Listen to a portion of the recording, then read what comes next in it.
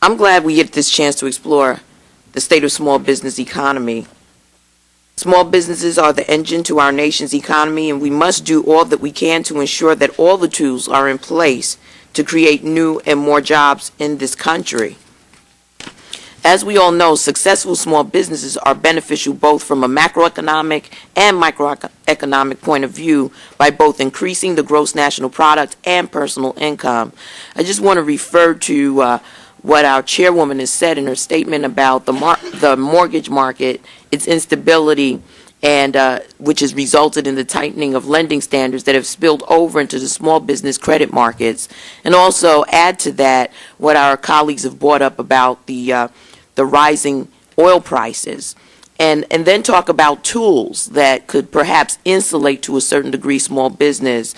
Microfinance, for instance, tries to expand economic opportunities and community development by providing small loans and other business services to people who have not been able to get help from mainstream banks. Can you tell us today if there's any correlation between the microcredit movement and its impact on the national economy? And if so, what is the economic outlook?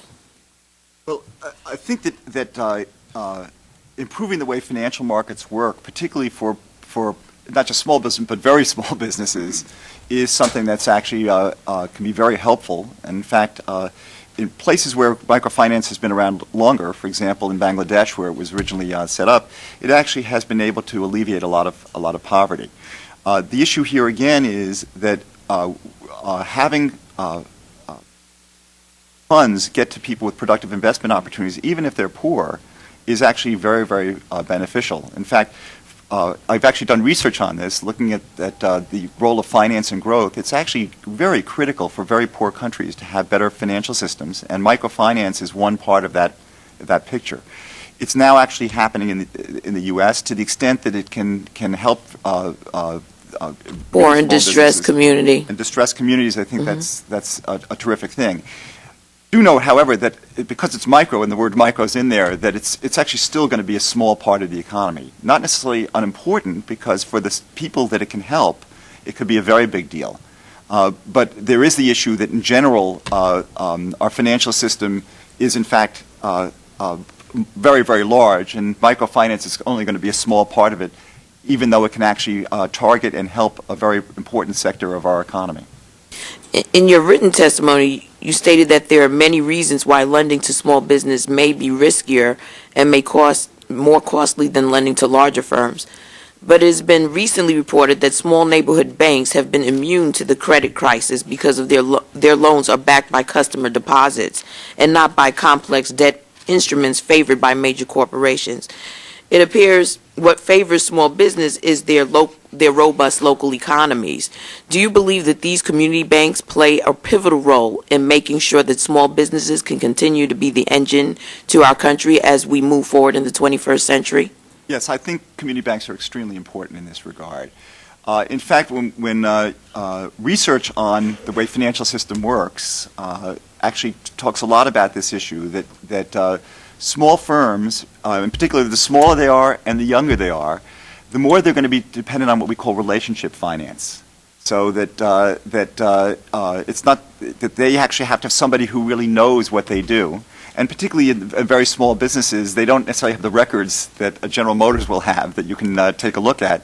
You actually have to have a lot of local knowledge.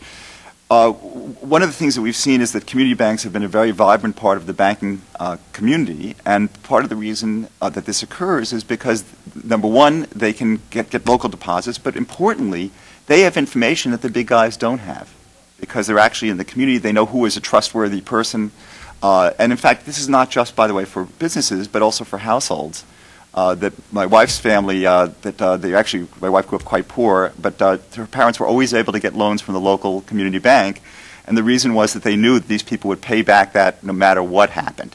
So this idea of, in fact, having this relationship kind of financing is extremely important. And the U.S. actually has this very vibrant community banking sector, which plays a very important role in exactly this regard. Would the gentlewoman yield? Governor, your agency noted that a significant amount of consolidation in the banking industry is taking place. That is the trend. We discussed how small businesses have this relationship with small bankers, small banks, and small banks are less exposed because these businesses will be able to pay. And so what is the risk of banking consolidation regarding availability of financing for small businesses? Well, we know that large banks do not do as much small business lending because they're not always set up to do so. But what we found is when consolidation occurs, that if there's less lending being done by the larger entity, that other banks come into the picture, and particularly the small banks will take up the slack because they can make money from it. So we find is that the small business sector still has been able to access credit even with bank consolidation taking place.